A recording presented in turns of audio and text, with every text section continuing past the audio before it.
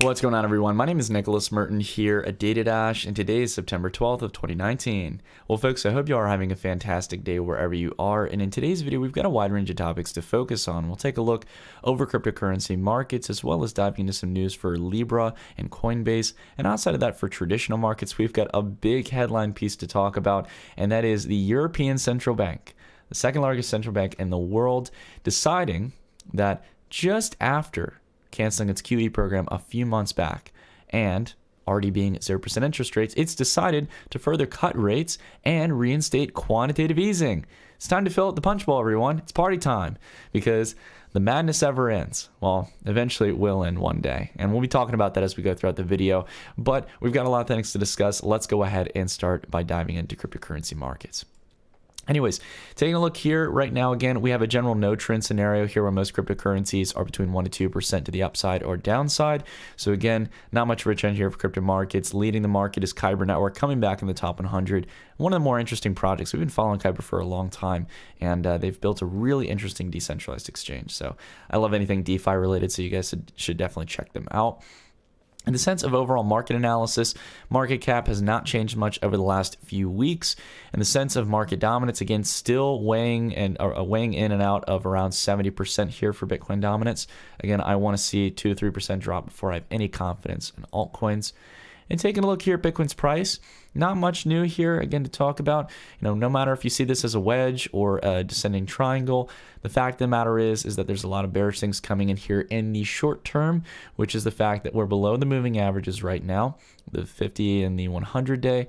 Along with that as well, we weren't even able to come up to the line of resistance and actually set out a point of resistance here earlier on. So I'm thinking that it's likely that this might be playing out as a descending triangle, and we're going to come down and probably test to the 200-day moving average, as well as possibly some of the other weekly moving averages, like the 100 week here, for example, around 7,800. So those are really two of the moving averages that I'm watching for. Again, not fretting over it. I'm waiting for it to either break past the line of resistance or break through support. Depending on where your lines are, might give you a slightly variable, different range of prices you're looking for. All right, so let's go ahead and dive through the news here in the sense of crypto markets. We have got France coming out, or at least an individual who manages regulatory policy in the sense of financial markets in France, coming out and stating that France cannot authorize the development of Libra on French soil, and more specifically on European soil. So let's go ahead and read the direct quote here. This came from a conference, and this individual was, the report notes here in this case that Le Maire, who is an individual, it's Bruno Le Maire, who's the finance minister in France. Apparently, resolute stance delivered at the opening at the OECD Global Blockchain Policy Forum in 2019 in Paris said as follows: all these concerns about Libra are serious. So I want to say this with a lot of clarity, and I want to be absolutely clear. In these conditions, we cannot authorize the development of Libra on European soil. Imagine if a congressman in the United States or some form of government official in Europe, wherever it may be, maybe outside of a totalitarian government like China, came out and stated that you can no longer build applications for Bitcoin. You can no longer run a Bitcoin miner. So this is the difference between Bitcoin and Libra. And I know, for example, there's a lot of great people contributing to the Libra ecosystem. And I have to say, more than anything, in a positive note, it's amazing that Libra has brought this kind of level of conversation to the cryptocurrency space, even though I personally don't see Libra as a cryptocurrency. And I also see this as a pure example of the flaws within Libra. Libra has an envisionment to become a permissionless network later down the road, to allow anyone to run a node and partake in the network. The fact of the matter is, though, is that it's run by a consortium right now of permissioned nodes. And its currency as well is backed by reserves that need to be managed somewhere by someone and are made up of traditional fiat currencies and government bonds and treasuries. So I honestly don't feel quite confident in Libra in the long term because things like this can happen. The moment regulators say nope, Libra can't thrive. And that's a really sad thing to see, because I would like to see Libra be able to compete amongst other cryptocurrencies, but it's not permissionless. We just have to be honest with ourselves. There are pros and cons to these centralized factors, right? And I think it's because of those things that it makes it not a cryptocurrency. It makes it something else, a digital currency perhaps, but not a cryptocurrency. Because if there's any way for someone to freeze your funds, or for you to not be able to do commerce the way that you please, that is not a cryptocurrency. It is not out of the bounds of the traditional system. It doesn't give you the liberty that you would want in a cryptocurrency. All right, so some positive news here. Coinbase is looking to continue expanding. Obviously, one of the most prominent companies in the cryptocurrency space. I like a lot of things that Coinbase does. Probably treats security better than any other exchange out there, probably in line with Kraken.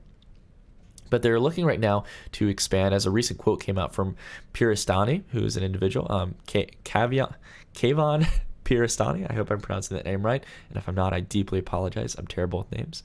But to go here, there's a general quote here that basically claimed, in a nutshell, Coinbase is looking to expand into the initial exchange offering space by potentially launching an initial exchange offering platform. And along with that, they're still looking as well towards exploring into security tokens. Now, this is pretty clear, as Coinbase has officially gotten its securities license, so it can now, again, trade securities on its platform. This is hence why they're starting to list a lot more altcoins that maybe utility, maybe security. But the fact of the matter is they can do that now. And I honestly think more than anything, if I had Brian Armstrong here with me in the room, I would probably tell him to stay away from the IEO market. Because to me, IEOs are so similar to ICOs. And it's not that there haven't been any good projects that have come out of ICOs, right? The vast majority, though, have been absolute failures and waste of money. And quite frankly, I think IEOs are similar in that boat. I mean, look at the projects that have launched on the Binance IEO launchpad. Is there anything different? Like, we've had some big names like BitTorrent and all these different players out there. Have we seen any serious killer use cases? I haven't. I'll tell you, though, what I would be interested in is possibly investing in a security token. If there's some real ownership, value, equity tied to that security token, heck yeah, I'd be interested in it. Sure. And so I really hope Brian focuses and the rest of the team at Coinbase focuses on that, because they play a very big role in this space. And I think security tokens are where more value is. All right, so the big news for today, some big news in monetary policy, and that is the European Central Bank has decided to go through with more stimulus for the economy, and they're doing it through multiple ways. Obviously, as you can tell from the headline, they summarize it pretty good. European Central Bank cutting its base interest rate. Already, bear in mind, negative, and they're deciding to cut it more by another 10 basis points. So, cutting rates down to a negative half percentage point. We also have the reinstating of QE, less than a year out from when they previously canceled QE to enter into their hawkish, confident, continuation of, the expansion and declaration that they'd be able to do it with being able to, not buy up financial assets. Well, they've decided to reinstate a bond buying program of 20 billion euros every month. So QE back in action. And not to mention as well, in all of this, as they again have cut rates down to negative 50%, or sorry, negative 0.5%, I guess is the right term. Not to mention as well that they are doing $20 billion worth of bond buying per month. It wasn't enough. It wasn't enough. In fact, this not only led to the decline in the euro, right, against the dollar, to new yearly lows, but along with that, the European banking system is on such weak links right now.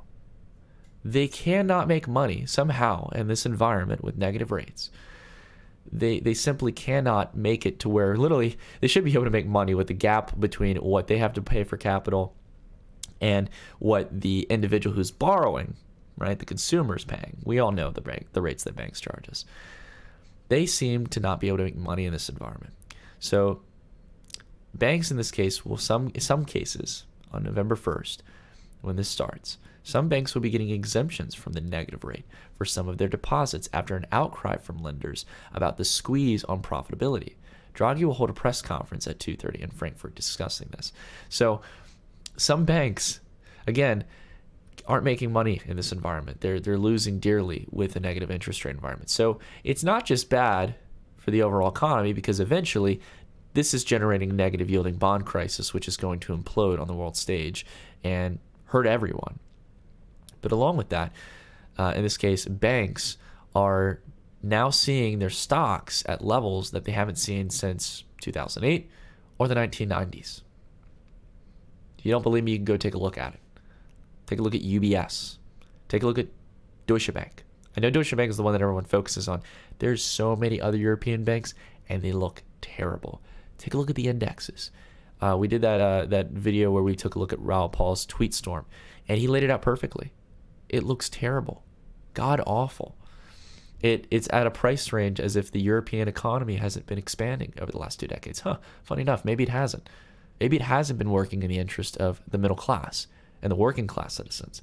Perhaps it's been focused on building another asset bubble and never really addressed the root cause of what led to the crisis in 2008.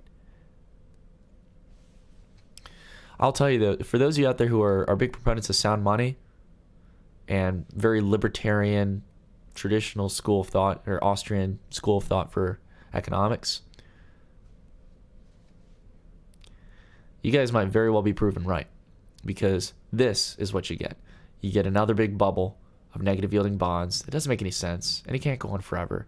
It's only going on because they're either A, shoving it into people's pension funds, average everyday citizens who don't know any better, or B, traders are speculating on it, and they're trading on the increasing bond price. But they're not sticking in it for the next 10 years. They're not holding it as an investment. They're going to dump it.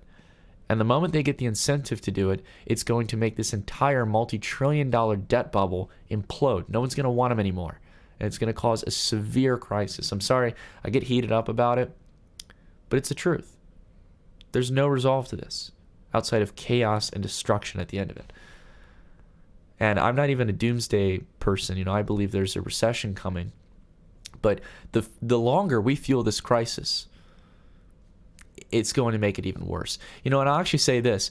I hope that the Federal Reserve has the dignity to keep interest rates at their same level, and maybe even consider not only continuing to reduce the balance sheet, but to increase interest rates. And you know why? The reason I say that is because if the Fed doesn't put their feet in the sand, if they decide to join into the party here and continue cutting rates and stimulating the economy, they're going to be just as complacent in fueling this negative yielding bond crisis that is going to implode the financial system. It is going to be detrimental. It is going to cut so much trust in traditional systems. And they're just going to owe it to themselves. They're going to be just as big to blame, right? So that's my thoughts on it. I'd love to know what you guys think down below in the comments. In the sense of other news here, another big macro topic, China and U.S. starting to cool down on goodwill.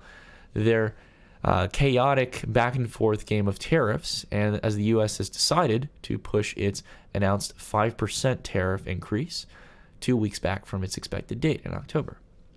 So this is the full article here. Again, the 5% extra tariffs that were going to go on Chinese goods have been pushed back 2 weeks. And of course, in the headlines, I think Trump had tweeted that this was for a Chinese holiday coming up, and that this wasn't goodwill. Guys, this is because hopefully they're coming to the trading table. China's in deep trouble because if those tariffs get implemented, as we talked about from that chart yesterday, and the currency at its current rate compared to the dollar does not change, it's going to be detrimental for Chinese exports. And it's going to be detrimental for the entire supply chain system. It'll be detrimental for the United States as well, no doubt. But it's going to be a big mess for China. And they're either going to have to massively devalue their currency, which I think they don't want to do to that degree so quickly, because it will cause a shock either way, just in different fronts. It'll be beneficial for exports. It's going to be terrible for the underlying economy and its middle class that's now emerging and becoming a large segment of its economy. So it's really interesting to see how this is going to play out. We'll have to give it some time. Last thing I want to talk about, I got the chart up here, guys. It seems as if LMTR, one of my favorite sources here for interesting charts, LMTR showcased the same chart that we have, which is basically back here from October of 2018. And the reason why this chart's probably going to be relatively the same is that most companies haven't changed in the sense of when they're reporting earnings. So we can expect here in the early to mid part of October for most companies to be in a blackout period where they cannot buy their own stock. So that's when we're expecting potential decline in stock rates. We can go ahead, take a look here at the NASDAQ. And what do you know, right as we come up here towards the end of September, this is where the Fed's going to be making its decision, and we're going to be probably exiting either upward or outward to the downside out of this ascending wedge. Wouldn't it be interesting if we happen to break to the downside, Fed makes the wrong move, and stock buybacks enter into a blackout period where the most of the S&P 500 companies cannot buy their own stocks?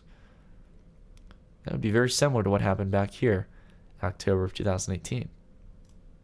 Very similar pattern as well. I think a lot of people don't know that we had a general ascending wedge. It's like we're repeating history to some degree. I don't know. Anyways, guys, that's it for the video.